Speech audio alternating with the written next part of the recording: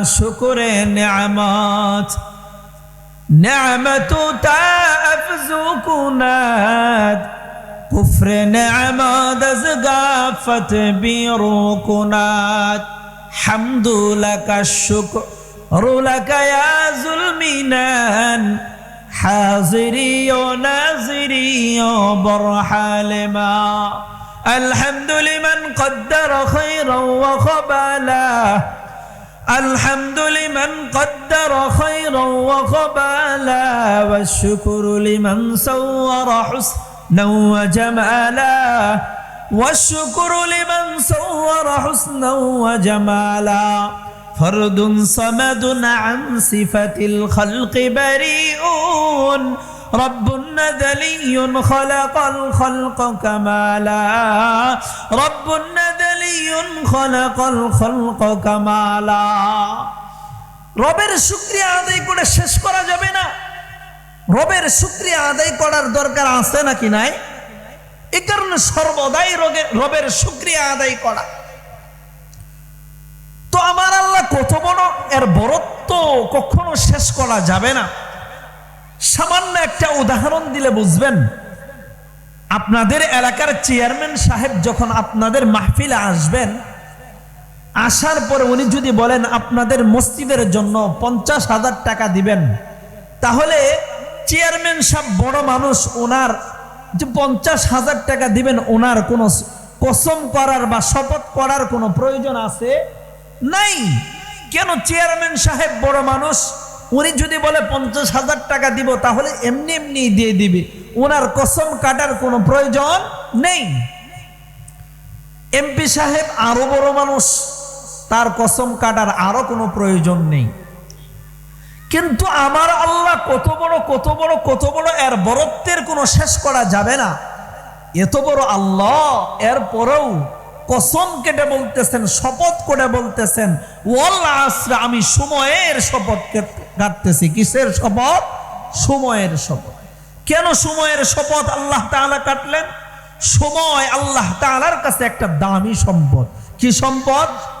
সময় আল্লাহ তাআলার কাছে একটা দামি সম্পদ। দেখবেন দুনিয়ার জমিনেও আমরা একে অপরের থেকে বাঁচার জন্য আমরা কি করি? আমার মার শপথ কাটি, যে বলি যে আমি আমার আম্মার কসম কেটে বলতেছি, আমি আমার আব্বার কসম কেটে বলতেছি, না আমি এটা করি নাই। দুনিয়াতে অমূল্য সম্পদ হলো মসজিদ, এ কারণে মসজিদের কসম কেটে বলি, যে মসজিদের কসম কেটে বলতেছি, এমন বলি কি বলি না? আল্লাহ তাআলা এই সূরার শুরুতে ডাক দিয়ে বলতেছেন ওয়াল আসরে, সময়ের শপথ। মুফাসসিরিনে কেরাম এই সময়কে দুইটি ভাবে ভাগ করেছেন, অতীত এবং বর্তমান। এই সময়কে যারা অতীতে কাজে লাগাইছে তারা দামি হয়ে গেছে। শুধু তাই নয়, এই সময়কে যারা বর্তমান সময়ে মূল্যায়ন করবে তারাও দামি হয়ে যাবে। চিন্তা করে দেখেন, আপনাদের এলাকা থেকে 4 জন যুবক, দেখেন সময় আল্লাহ তাআলার কাছে কেমন দামি সম্পদ।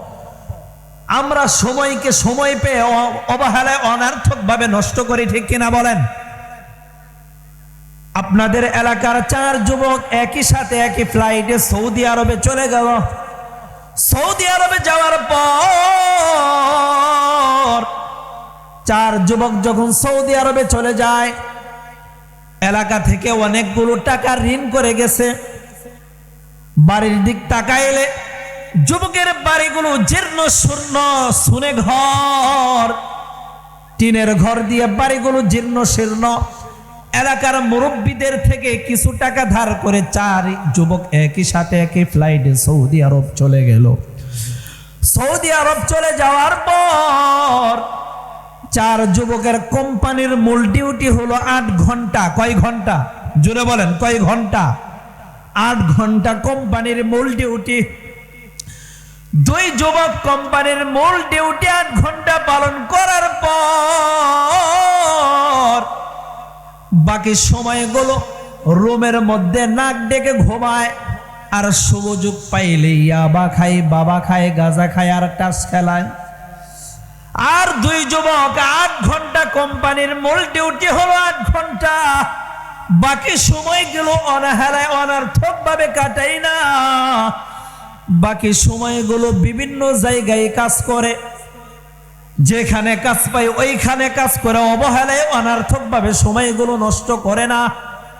দুই যুবককে জিজ্ঞাসা করা হলো, যুবক তোমরা কেন অবহেলায় অনার্থকভাবে সময়গুলো নষ্ট করো না?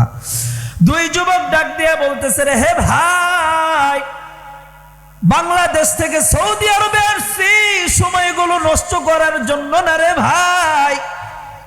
এলাকাতে আমার মাকে রেখে আসছি, আমার বাবাকে রেখে আসছি, আমি আমার সন্তানকে রেখে আসছি, আমি আমার বিবিকে রেখে আসছি। সৌদি আরবে তো আর বেশি দিন থাকা যাবে না, 4 বছর 5 বছর 10 বছর সৌদি আরবে থাকবো, এরপরে আমার আবার গন্তব্য বাংলাদেশ, বাংলাদেশে চলে যাইতে হবে, ঠিক কিনা বলে? সৌদি আরবে বেশি দিন থাকা যাবে না। 4 যুবক একই ফ্লাইটে 5 বছর পর আবার এলাকাতে চলে আসছে। এলাকাতে চলে আসার পর এলাকার মুরব্বীরা 4 যুবককে ধরছে, হে যুবক, তোমরা 5 বছর সৌদি আরবে ছিলে, 5 বছরের তোমাদের আয় ব্যয়ের হিসাব দাও, কি করেছো 5 বছর কি কামাই করলে? দুই যুবককে জিজ্ঞাসা করা হলো, তোমরা কি করেছো, তোমাদের আয় ব্যয়ের হিসাব দাও। দুই যুবককে যখন এলাকার মুরব্বীরা জিজ্ঞাসা করছে, বাবা তোমাদের আয় ব্যয়ের হিসাব কি দাও? দুই যুবক ডাক দিয়ে বলতেছে, চাচা তাকায় দেখেন ঘরটা এখনো সুনের ঘর রয়ে গিয়েছে, এলাকা থেকে ঋণ নিয়ে গিয়েছিলাম চাচা, এখনো এলাকার ঋণগুলো শোধ করতে পারি নাই। দুই যুবককে ডাক দেয়া হলো, তোমাদের আয় ব্যয়ের হিসাব দাও, তোমরা কি করেছ? দুই যুবক চাচাদেরকে ডাক দিয়ে বলতেছে, হে চাচা তাকায় দেখেন ঘরের দিক, তাকায় দেখেন রে চাচা, ঘরটা সুনের ঘর ছিল, এখন বিল্ডিং করে ফেলেছি। আর কি করেছো ভাতিজা? চাচা তাকায় দেখেন মাদারগঞ্জে 4 কাঠা জায়গা কিনেছি।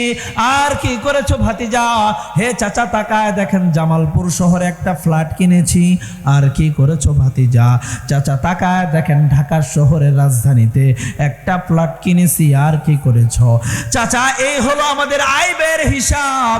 দুই যুবককে ডাক দেয়া হলো, হে ভাতিজা তোমরা এত উন্নতি কিভাবে করলে?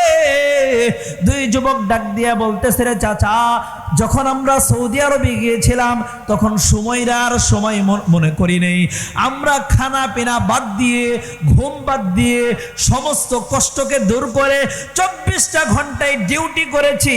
এ কারণে আজ আমরা কামিয়াবি হয়ে গেছি। আল্লাহু আকবার বলে। কি আমরা 24টা ঘন্টাই কাজে লাগাইছি, অনার্থক ভাবে নষ্ট করিনি, এ কারণে দামি হয়ে গিয়েছি।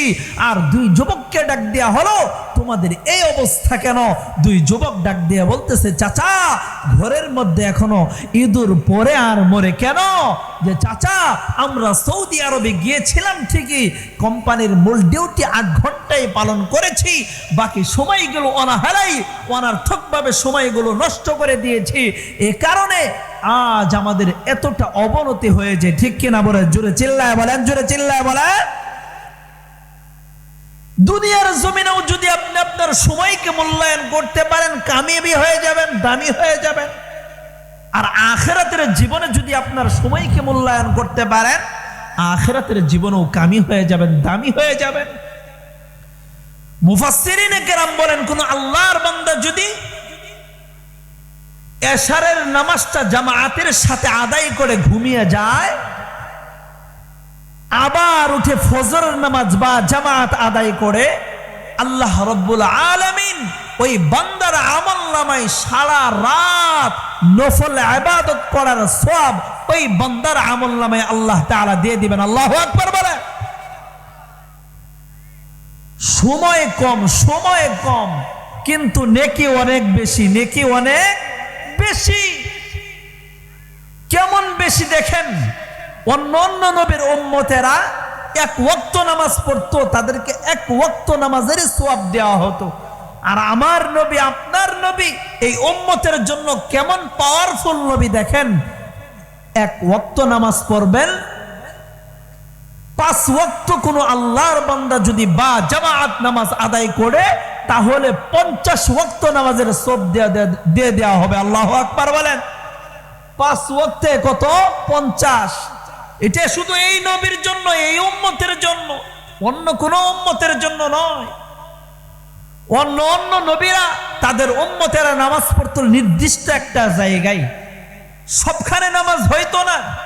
আর আমাদের জন্য দেখেন কি বানাই দিয়েছে, মসজিদে ও শুধু হামার জমিন, আপনি যেখানেই সেজদা দিবেন সেটাই আপনার জন্য মসজিদ, ঠিক কিনা বলেন?